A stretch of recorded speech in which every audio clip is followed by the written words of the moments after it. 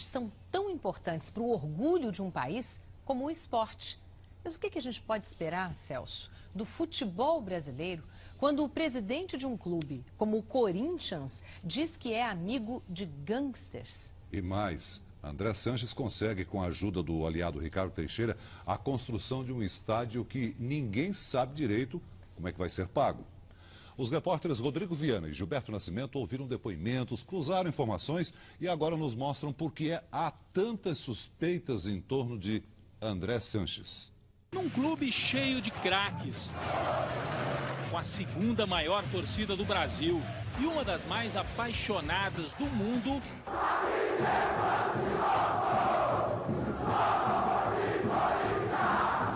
ele conseguiu ficar em evidência sem nunca calçar uma chuteira.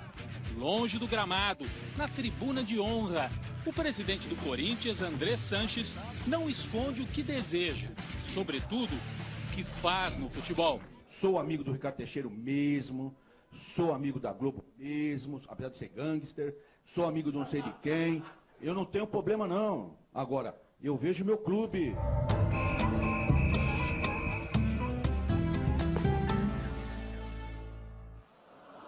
O Corinthians passa pelo vexame de ver a sua sede invadida pela polícia. Com autorização da Justiça, agentes recolhem documentos e computadores. O ano, 2007. O alvo, o então presidente Alberto Dualib. André Sanches tinha sido vice-presidente de futebol de Dualib pouco antes. Eram os tempos de Carlitos Teves dentro de campo. Fora de campo, quem comandava era Kia Joorabchian, o iraniano acusado de usar o clube para lavar o dinheiro roubado pela máfia russa. Kia e Andrés viraram amigos íntimos, saíam juntos na noite paulistana. Quando a parceria entre Kia e o Corinthians virou caso de polícia, Andrés apareceu nos grampos, autorizados pela Justiça. Aqui ele combina com o Dualib o que dizer no depoimento à Polícia Federal. Você sabe que eu até vou adiar meu depoimento. É bom também fazer isso, adiar também. Nós temos que falar com Londres para dizer o que eles falaram lá quando eles foram lá. O que eu quero é que a gente fale a mesma coisa junto para não dar problema, né? O que o senhor falar, o que o senhor não falar, eu vou falar. Dualib acabou condenado a 3 anos e 4 meses de prisão em regime aberto. Andrés escapou, não se sabe como. Acuado pela polícia, pulou rápido para o barco da oposição e acabou eleito presidente do Corinthians em 2007. Quem conhece os bastidores da política corintiana diz que a parceria com Kia continua. O senhor André Sanches é laranja do senhor Kia Joorabchian. O senhor Kia Joorabchian é hoje o presidente de fato do Corinthians e o André Sanches é o presidente de direito. Ciborgue é um corintiano da velha guarda. O Amaral, Vladimiro. Ele coleciona foto ao lado dos craques, coleciona denúncias contra André Sanches. Já pediu ao Conselho Deliberativo do clube informações sobre transferências de jogadores que considera suspeitas. Contratar 130 jogadores para disputar 3 anos de campeonato, nem o Dualib, que ficou 15, 14 anos no poder, contratou tanto. E ninguém no mundo. Essa metodologia deixa muita dúvida no seu procedimento. O jornalista Paulo César Prado, que mantém um blog especializado em futebol, investiga negócios suspeitos feitos pelo Corinthians na gestão de André Sanches. Ele entrevistou Dimitris Tisalas, conhecido como Grego, que compra e vende jogadores e já fez vários negócios com o Corinthians. Paulinho transcreveu no blog o que o empresário teria contado. É realmente uma quadrilha, estão ganhando muito dinheiro. Não tem negócio feito no Corinthians que o Andrés não leve comissão.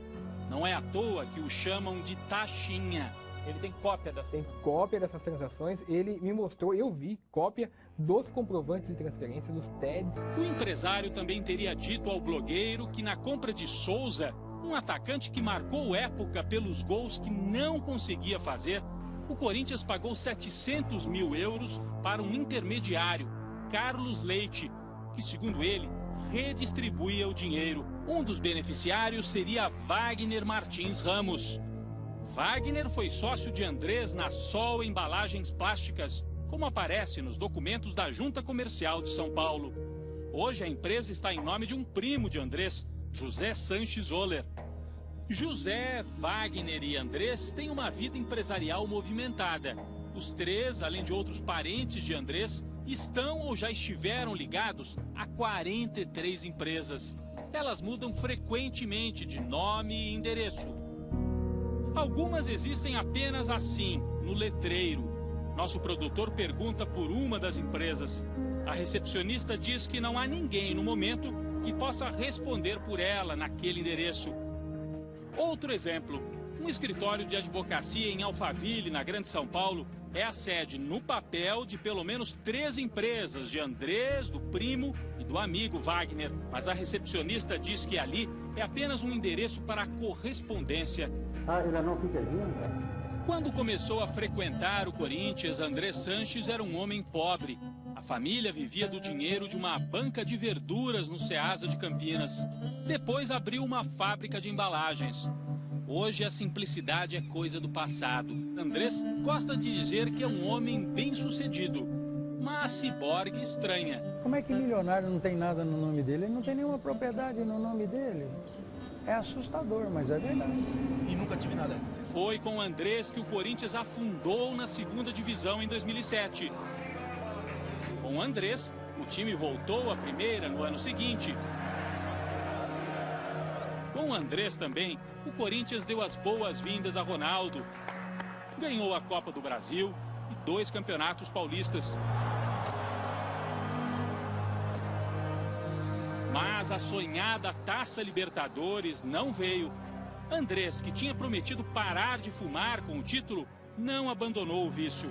Ao contrário, chegou a posar para um jornal paulista assim. Com fama de explosivo e boêmio, Andrés Sanches virou um personagem importante não apenas para o Corinthians, mas para a estrutura de poder do futebol brasileiro. Ele hoje é o parceiro preferencial de Ricardo Teixeira, o chefe da CBF.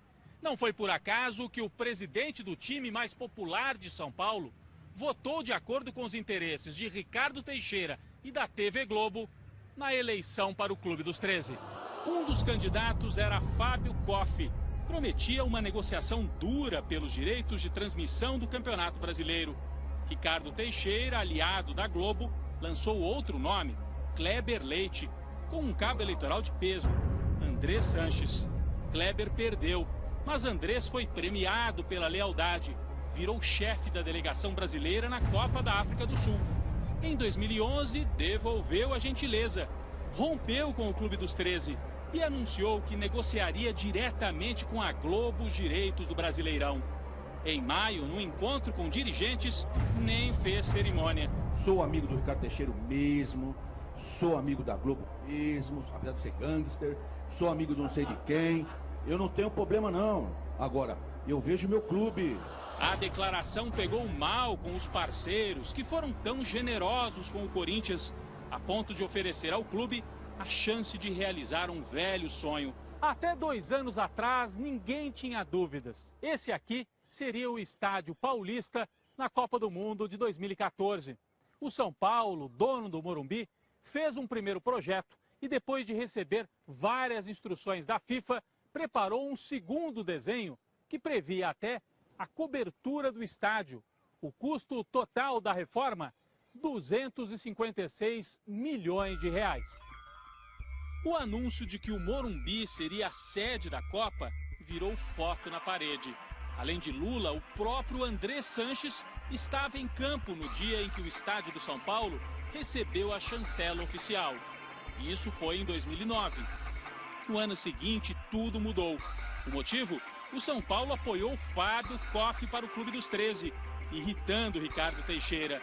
A partir de então, o estádio do Tricolor passou a ser bombardeado pela CBF. O Comitê Brasileiro fez novas exigências, o que dobraria o custo da reforma. O São Paulo não aceitou e o Morumbi ficou fora da Copa. O Morumbi não ficou fora da Copa por nenhuma questão técnica de reforma. O Morumbi ficou fora da Copa por uma decisão política do presidente da CBF, que também é o presidente do comitê organizador local. No lugar do Morumbi, entrou Andrés Sanches, com o projeto da Arena do Timão. O custo, R$1 bilhão, 4 vezes a reforma do Morumbi. Porque a construção de novos estádios envolve valores maiores do que a reforma de um estádio já existente. A obra do novo estádio precisa de 420 milhões de dinheiro público, que viriam de incentivos fiscais da prefeitura, e mais 400 milhões de empréstimo do BNDES, também dinheiro público. Ainda assim, a conta só fecharia com mais 180 milhões de reais, que ninguém sabe de onde viriam. Veja como o contribuinte de São Paulo vai pagar essa conta, na reportagem de Emerson Ramos. Itaquera, zona leste de São Paulo, região onde vivem 530 mil pessoas. Os moradores reclamam da falta de investimentos públicos. Eu vejo que a saúde pública, o transporte público é um caos aqui, né? Tem mães que não podem trabalhar porque não tem vaga em creche. Professores para a escola que normalmente não tem, você vai lá na porta da escola, tá cheio de aluno. Enquanto esperam por melhorias no bairro, os moradores acompanham de perto o projeto do estádio do Corinthians, que a FIFA e a CBF querem para a abertura do Mundial. As obras começaram em ritmo lento e a demora fez São Paulo ser descartada como uma das sedes da Copa das Confederações em 2013. Sob a ameaça de ver a cidade perder também a chance de ter a abertura da Copa do Mundo em 2014, a prefeitura decidiu dar uma ajuda ao Corinthians. Para garantir a construção do estádio, aceita abrir mão de até 420 milhões de reais em impostos. Veja só o que o prefeito Gilberto Kassab disse em junho do ano passado. Ficaremos muito felizes se pudermos fazer a abertura da Copa aqui na cidade de São Paulo, mas jamais à custa de investimentos de recursos públicos num projeto que não é a prioridade para a Prefeitura de São Paulo. Agora mudou de ideia. O projeto foi enviado para a Câmara Municipal. A Prefeitura quer isentar o clube de IPTU e ISS, ou seja, vai abrir mão de 420 milhões de reais que poderiam ser investidos em hospitais e escolas. Curiosamente, o projeto omite o nome do Corinthians, que é a entidade privada que o município quer beneficiar. Para este jurista, a proposta desrespeita a Constituição. Eu considero que o projeto é inconstitucional. Ele vai se verter dinheiro público no estádio privado. Este presidente de uma organização não governamental que fiscaliza gastos públicos diz que dar isenção fiscal é usar dinheiro público. E aquele que às vezes não tem transporte adequado, vai num posto de saúde, não tem médico, não pode saber que o dinheiro que poderia estar resolvendo isso está indo lá no futebol. Este vereador diz que vai votar contra o projeto. Para você ter uma ideia, com 420 milhões eu consigo construir 840 escolas de educação infantil para atender em cada uma delas cerca de 240 crianças. Devia investir nas coisas que está faltando, né? Estado do Corinthians, pelo amor de Deus, né? Eu pago imposto, todo mundo tem que pagar imposto. Todo mundo tem, não é porque o Corinthians é o Corinthians, a Portuguesa é a Portuguesa, o Palmeiras é o Palmeiras, tem que cobrar. O uso de dinheiro público é mais um capítulo na polêmica construção do estádio do Corinthians.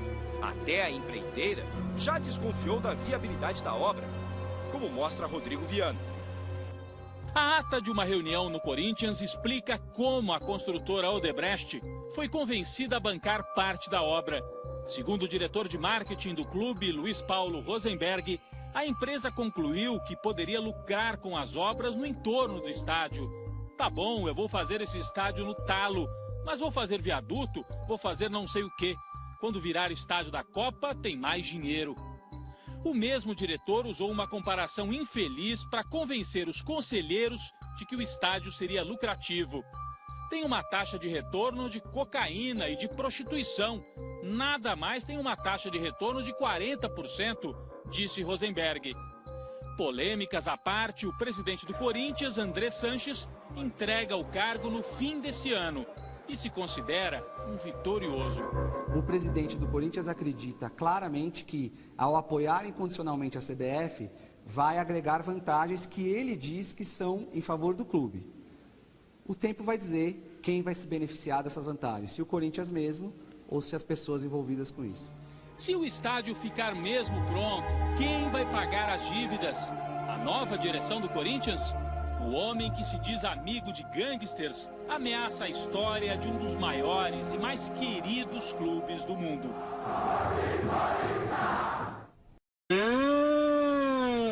io